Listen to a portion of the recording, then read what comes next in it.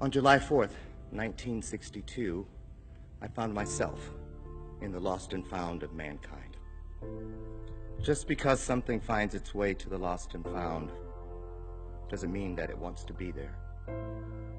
Just because something finds its way to the lost and found doesn't mean that the person who lost it doesn't care for that lost item.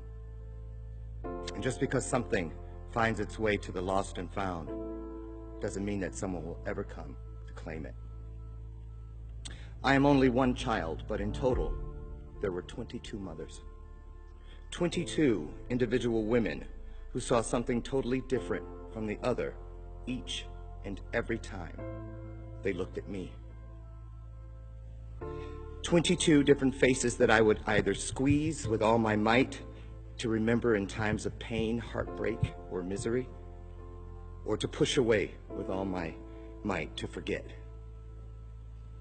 Mother number one, well, she fulfilled her initial duty of escorting me into this life, of keeping me safe for 3 weeks, of nurturing me for just as long as she could.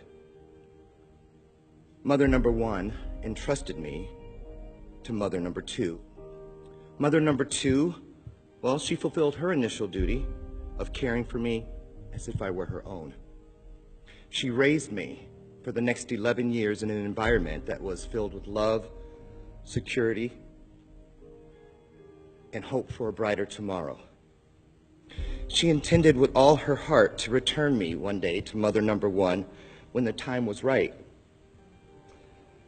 But where love for me grew deeper by the second, well, that right time never came.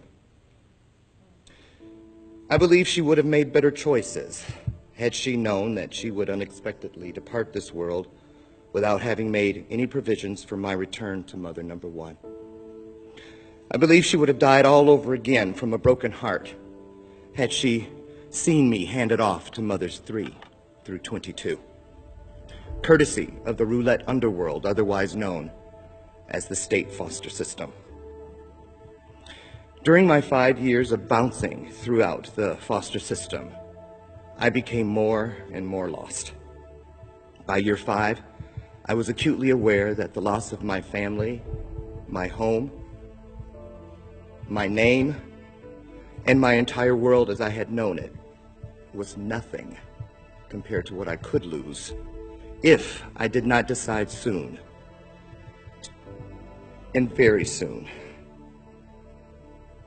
to better deal with my existence within the lost and found. To this day, I truly believe that it was in my seeking to find the good in all 22 of my mothers that enabled me to begin to loosen the harness of self-doubt, shame, and all that hurt that was associated with the abuses I had experienced in life so far. The 21 mothers that were responsible for my care after the departure of mother number one, well, they either taught me what a mother should always represent, or they reminded me of how not all women are capable of the true honor of being called a mother.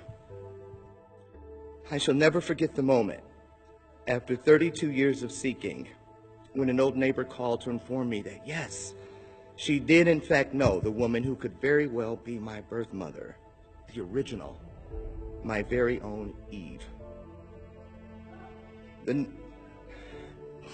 The neighbor went on to tell me that she needed to call the woman first because she needed to ask if it was all right to give me the telephone number. After all, she said, not everyone wants to be found.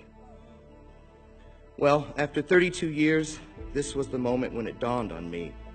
It dawned on me that this entire quest, this adventure that had been so persistent, such a persistent part of my life, could very well have all been in vain if mother number one did not wish to be found.